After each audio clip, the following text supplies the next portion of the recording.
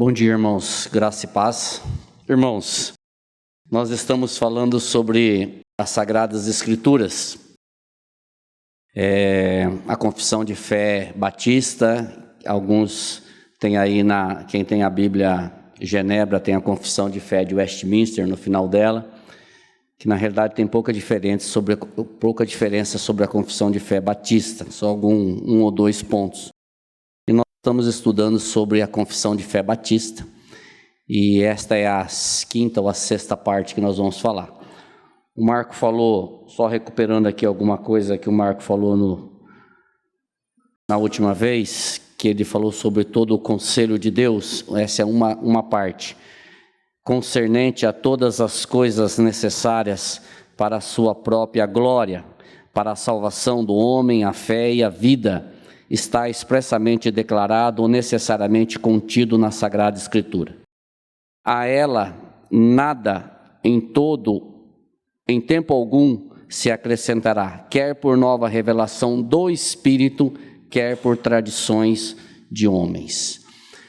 Ou seja, nós estamos estudando sobre que a Bíblia é infalível, que a Bíblia é inerrante, que a Bíblia não tem falha, que ela não tem erro, independente do que eu e você conseguimos compreender. Tem muitas coisas na Bíblia que às vezes a gente não consegue compreender completamente, mas isso não significa que ela está errada. Significa que eu e você não temos capacidade suficiente para compreender. E aqui, esse texto que ele deu uma pincelada na semana passada, é interessante a segunda parte: a ela nada em tempo algum se acrescentará, nem por nova revelação do Espírito, quer por tradição de homens. Isso é muito interessante, porque nós vivemos numa época onde parece que o ser humano, a humanidade, de forma geral, ela carece, ela clama por novas revelações. Parece que os 66 livros da Bíblia não é suficiente, precisa de algo novo. O homem gosta de coisas novas, e quando você joga para a Bíblia, para o Evangelho, as pessoas procuram novas revelações. Você quer ver algo que atrai quando alguém diz: eu tenho algo novo, eu tenho uma nova revelação. As pessoas vão atrás de novas revelações. Então eu quero decepcionar algumas pessoas, dizer que não existe novas revelações. Toda a revelação que nós precisávamos está contida na palavra de Deus. E o texto que o Marco usou e que a gente sempre usa é Hebreus 1, onde ele diz que antigamente, no passado, o Senhor falou de várias formas, de outras maneiras, de vários tipos aos pais pelos profetas. Só que hoje ele nos fala pelo Filho. Então, toda a revelação que o Senhor tinha que nos dar, Ele já nos deu na palavra. Então, não há nova, eu vou buscar outras coisas, outras revelações. E é interessante que ele coloca aqui nesse texto, que essas revelações, nem mesmo o Espírito Santo vai trazer uma nova revelação. E é interessante que eu me lembro agora de um texto do livro de Gálatas, onde Paulo diz assim que, se ele mesmo, ou se um anjo descido do céu pregar um outro evangelho, além daquele que ele estava pregando, que era para torná-los anátemas, ou seja, maldito, porque aquele é o evangelho da verdade. Então, queridos, para nós, que o que o Senhor tinha que nos falar, toda a revelação da palavra, ela já está contida na Bíblia, e louvado seja Deus por isso, porque nós temos o privilégio como brasileiros de ter a Bíblia traduzida na nossa língua e nós podemos ter a palavra do Senhor. Então eu quero dar sequência nessa mesma linha que nós estamos falando sobre as Escrituras Sagradas, que é esse assunto, esse texto, que diz assim, entretanto, apesar de na Bíblia não ter novas revelações, entretanto, reconhecemos ser necessária a iluminação interior da parte do Espírito de Deus para a compreensão salvadora daquilo que é revelada na palavra. Parece algo bastante complicado, mas não é. E aqui, eu fiz que nem o pastor, eu fiz tudo iluminadinho. Ficou bonito, né? Eu fiz lá, mas só para vocês. Eu deixei tudo iluminadinho ali para a gente poder entender, e eu separei ali entretanto, reconhecemos. O que significa reconhecer? Às vezes nós passamos por um texto e quando você faz assim segmentado, a gente consegue compreender um pouco melhor. O que significa a palavra reconhecer? Eu sou péssimo em música, mas tem uma música que nós cantamos aqui que ele fala alguma coisa sobre isso, né? Reconhecemos que somos frágeis, é pequeno o nosso entender, limitada a nossa visão, alguma coisa nesse sentido. Isso é um reconhecimento de que realmente nós somos frágeis, realmente o nosso entender é pequeno. Mas por quê? Porque o pecado, ele rebentou com a nossa compreensão. Então nós temos necessidades de ter uma compreensão, de ter uma ajuda para nós entendermos a palavra de Deus na forma que ela é para ser entendida. E eu coloquei aqui que reconhecer é uma questão de humildade. Reconhecer é uma questão de que eu não sou capaz. E vamos ser sinceros, nós, seres humanos egoístas que nós somos, é difícil nós reconhecermos muitas coisas. E quando nós vamos para a palavra de Deus, teimosos como nós somos, nós às vezes não reconhecemos que nós estamos errados. E nós ficamos batendo, querendo que a minha opinião, que o que eu compreendi é o certo. Só existe uma versão correta, só existe uma interpretação correta. E às vezes nós ficamos nessa porque nós não reconhecemos que nós estamos errados. E eu fui buscar no dicionário o que significa reconhecer. Reconhecer significa conhecer de novo, admitir como certo, como verdadeiro, como legal, compreender, certificar-se de, confessar, declarar. E uma tradução que eu achei interessante é mostrar-se agradecido por. Falei, nossa, que interessante. E assegurar, mostrar-se agradecido por.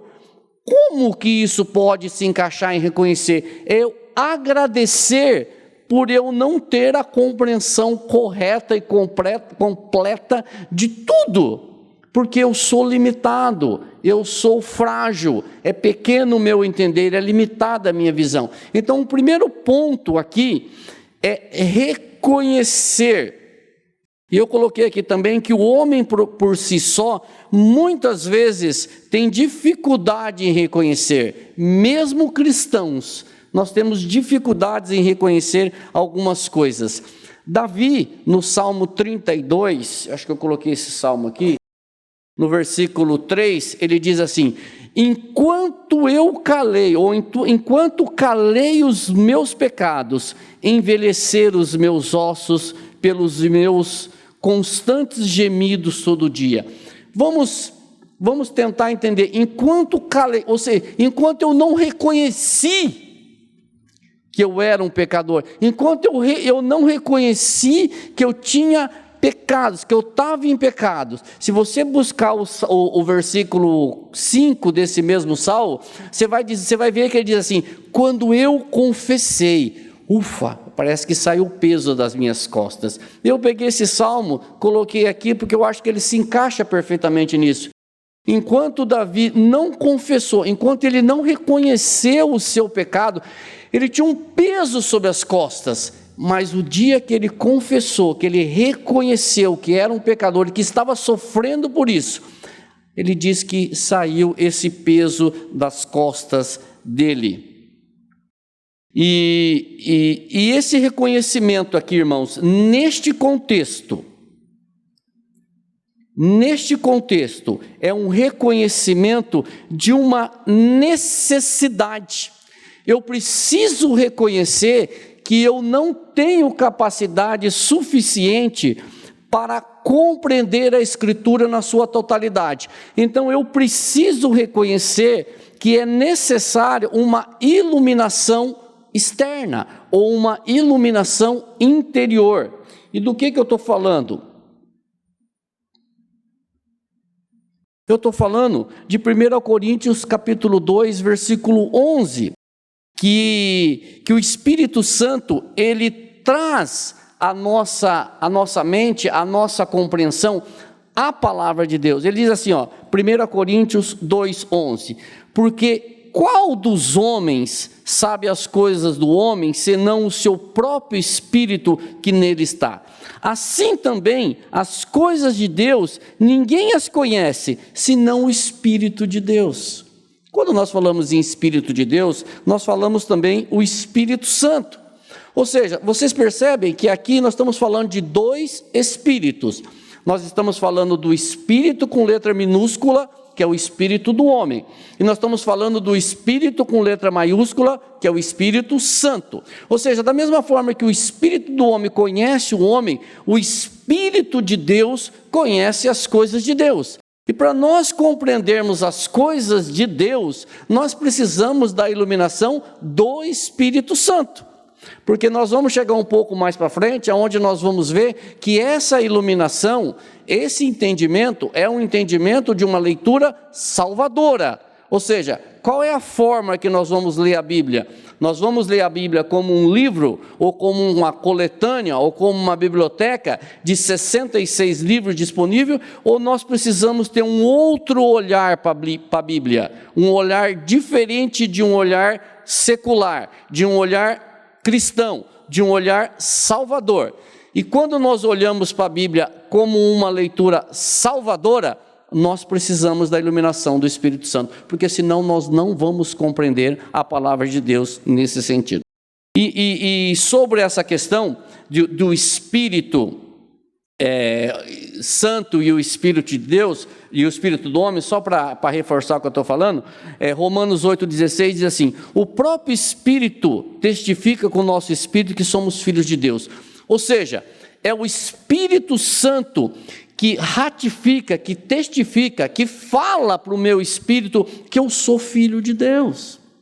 Se não houver essa testificação, se não houver essa afirmação, eu fico no vácuo. Eu não entendo, eu não compreendo, se não for o Espírito Santo revelando para mim, para nós, no meu coração, na minha mente, eu não consigo compreender qual é o meu papel nessa questão.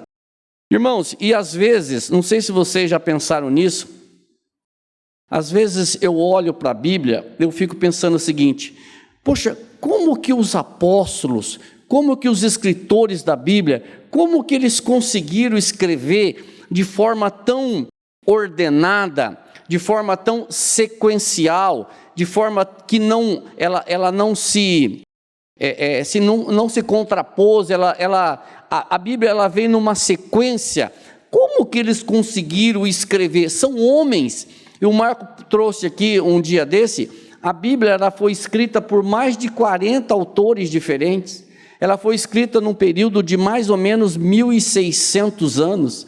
E ela foi escrita por homens de todo tipo. Se você pensar, nós temos o médico Lucas, nós temos o Paulo, que era um erudito, um conhecedor, mas nós temos Mateus, nós temos Marcos, nós temos Pedro, que eram pescadores e chegam num certo ponto que a Bíblia os chama de indoutos ou de ignorantes. Nós temos o boiadeiro Ageu, um peão, trazendo um boiadeiro Ageu escrevendo a Bíblia.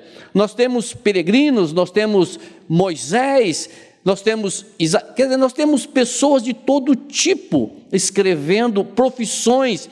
E o interessante é que o Espírito Santo, ele preservou a cultura de cada um, ele preservou o conhecimento de cada um, ele preservou a geografia, ele preservou todos os pontos ou as realidades que cada um estava.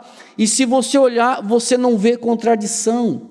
De Gênesis a Apocalipse, às vezes nós encontramos pessoas que querem achar, mas nós não encontramos contradição. A Bíblia ela é perfeita do começo ao fim. Como eu disse no início e repito agora, às vezes não, sempre, a minha e a tua interpretação, a minha e a tua compreensão não são suficientes para entender o que a Bíblia diz, mas ela é perfeita. E o próprio Senhor Jesus, nessa linha que eu estou falando, sabendo que os apóstolos não tinham condições de escrever, de relatar tudo o que ele estava deixando para eles, todas as informações, todos aqueles fatos. Ele mesmo disse que uma pessoa iria ajudá-los a escrever tudo o que Jesus tinha deixado. Olha aí o que diz João 14, 25 a 26. Diz assim, Jesus falando isso, tá? Estes ensinamentos vos tenho ministrado enquanto ainda estou presente entre vós. Mas o advogado, eu achei legal essa tradução. O advogado, se você pegar a tua tradução, possivelmente está escrito o Consolador.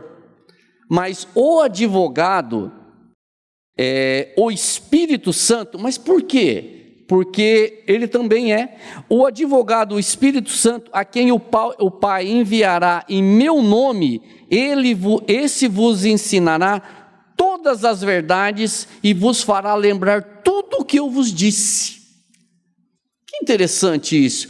Certamente os discípulos, os apóstolos, os escritores, eles não se lembrariam de 20% do que o Senhor falou. Ou um pouco mais, um pouco menos, mas o Espírito Santo, aquele mesmo que nos ajuda a interpretar a Bíblia, esse fez com que eles lembrassem de tudo aquilo que o Senhor quis que eles lembrassem, e eles pudessem escrever tudo o que está escrito aqui. Ou seja, os discípulos, os apóstolos, os escritores, eles tinham a mesma limitação que eu e você temos. A mesma limitação. Se o Espírito Santo que capacitou eles não nos capacitar, nós continuamos tão limitados quanto. E o Espírito Santo, irmãos, ele sabe da nossa fragilidade. Ele sabe que nós somos necessitados dele. Ele sabe que se não for ele para segurar as palavras de Jesus, nós não conseguimos fazer isso de forma completa. Também nós sabemos que essa passagem aqui, ela está clara com relação à capacidade de escrever a Bíblia, só que elas continuam sendo cumpridas à medida que o povo de Deus é relembrado e ensinado por meio da Escritura inspirada. Ou seja, você pode me questionar assim, mas Flávio, essa capacidade dos apóstolos foram para escrever a Bíblia, concordo com você, só que essa mesma capacidade, essa mesma lembrança, ela é trazida para nós no momento em que nós somos ensinados por meio da Bíblia que foi inspirada pelo Espírito Santo. Você quer ver uma coisa? É um versículo que vocês conhecem muito bem, 2 Timóteo 3,16, diz assim: toda a Escritura é divinamente inspirada e proveitosa para ensinar, para repreender, para corrigir, para instruir em justiça, a fim de que o homem de Deus seja perfeito e perfeitamente preparado para toda boa obra. Ou seja, irmãos, cada vez que eu leio a palavra, cada vez que eu estudo a palavra, cada vez que o Espírito Santo me leva a estudar a palavra, eu sou instruído por ela, eu sou repreendido por ela, eu sou educado por ela, porque ela é proveitosa do começo ao fim. Então eu volto naquilo que eu disse para vocês, a capacidade do Espírito Santo, a capacitação do Espírito Santo para escrever a Bíblia, ela foi maravilhosa, mas essa mesma capacitação, ela vem em nós cada vez que eu sou instruído, que eu sou aperfeiçoado na leitura e no estudo da palavra de Deus. Porque se o Espírito Santo, esse que nos ajuda, se ele não nos capacitar, nós não teremos a compreensão da palavra de Deus. Nós não teremos, e não pensa que você é suficientemente capaz para isso, porque nós não somos.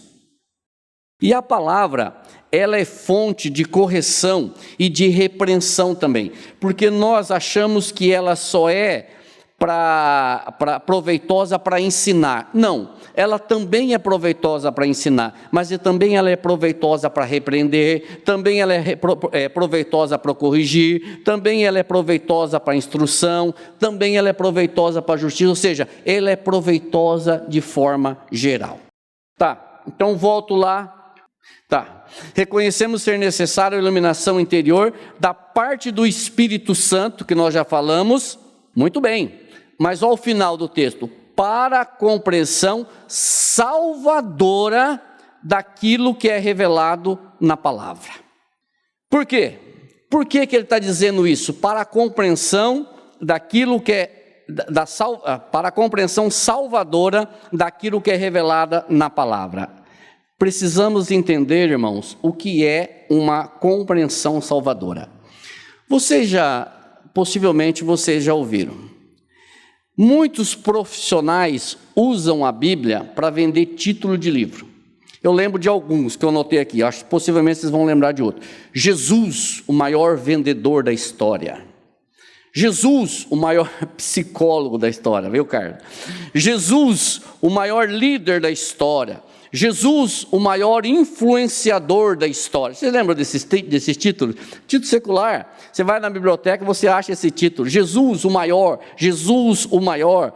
Isso é uma compreensão não salvadora. Não salvador. Jesus não é o maior. Jesus é o único. Não tem como você fazer. Eu me recuso a ler. Quando você coloca assim, Jesus, o maior vendedor da história. Jesus, o maior líder da história. Você não tem como comparar Jesus com nenhum outro líder da história. Jesus não é o maior, ele é o único.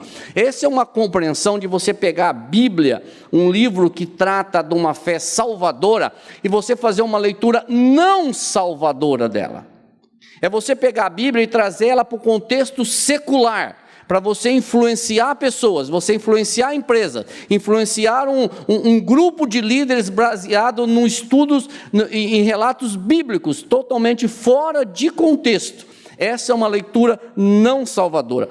Então tá, e qual é a compreensão salvadora então? A compreensão salvadora é aquela que ao lermos a palavra de Deus, nós entendemos pela instrução do Espírito Santo, que nós somos pecadores, salvos pela graça de Deus, e que o nosso Salvador e Senhor morreu na cruz para perdoar os nossos pecados e nos dar uma nova vida, levando-nos a proclamar o Evangelho da graça até os confins da terra.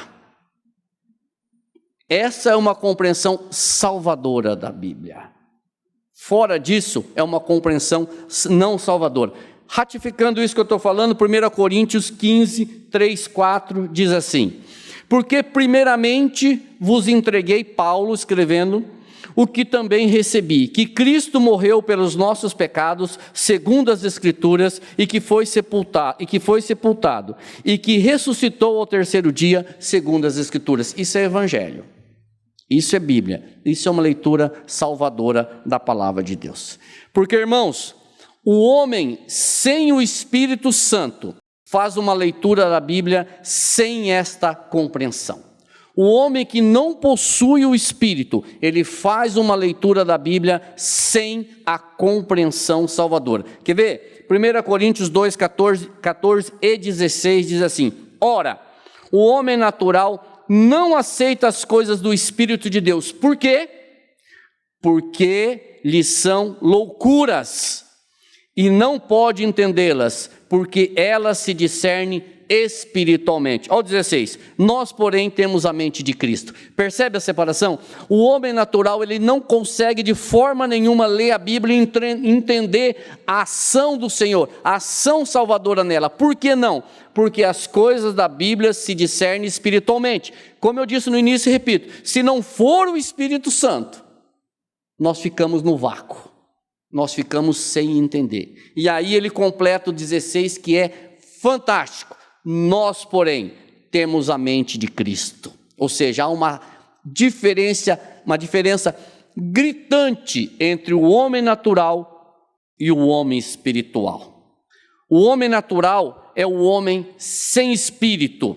em contraste com o versículo 16, que nós temos a mente de Cristo. Irmãos, possuir o Espírito Santo, possuir o Espírito Santo é a mesma coisa que possuir a mente de Cristo. Você tem o Espírito Santo? Eu tenho. Então você se enquadra nesse versículo 16. Nós, porém, temos a mente de Cristo. Possuir o Espírito Santo é a mesma coisa que possuir a mente de Cristo. Somente quem possui a mente de Cristo, ou o Espírito Santo, tem condições de entender as coisas de Deus. Somente isso. E eu vou passar aqui um texto, é interessante para você ver que os fariseus, eles faziam uma leitura da lei não salvadora. Olha que interessante. No Evangelho de João, eu estou quase terminando, o Evangelho de João nós temos uma passagem muito interessante sobre isso. O que acontecia? Vou falar o contexto aqui para vocês. A Cibele que me alertou sobre essa passagem essa semana, eu achei interessante. Estava acontecendo a festa dos tabernáculos, João 7, 45 a 49. Estava acontecendo a festa dos tabernáculos, e Jesus estava ensinando lá no templo, e os fariseus, com dor de cotovelo, ciúmes, ou tudo mais que a gente pode entender, eles falaram para os guardas o seguinte: vão lá e tragam Jesus de volta, prenda ele e traga ele de volta. Olha aí, nós vamos ver João 7, 45, 49, diz assim: quando os soldados foram, eles não trouxeram Jesus. E aí diz assim: voltaram, pois, os guardas da presença à presença dos principais sacerdotes e fariseus, e estes lhe perguntaram: por que não o trouxeste? Responderam eles: jamais alguém falou como este homem. Replicaram-lhes, pois, os fariseus: será que também vós fostes enganados? Porventura creu nele alguém dentre as autoridades ou algum dos fariseus? Quanto a esta plebe ou ralé, que nada sabe da lei, é maldita. Quem falou isso foram os fariseus. Percebe, irmãos, que quem eram esses caras? Esses caras eram os doutores da lei. Percebe que eles conheciam a lei, mas não conheciam o dono da lei. Percebe que eles faziam uma leitura da lei, mas não conhecia o Cristo que cumpriu a lei. Percebe que a leitura deles era uma leitura, não vou dizer carnal, mas uma leitura que não conseguia encontrar, não conseguia perceber o Salvador na lei. E aí a gente fala assim: mas que bando de ignorante esses caras. E hoje? É a mesma coisa, queridos.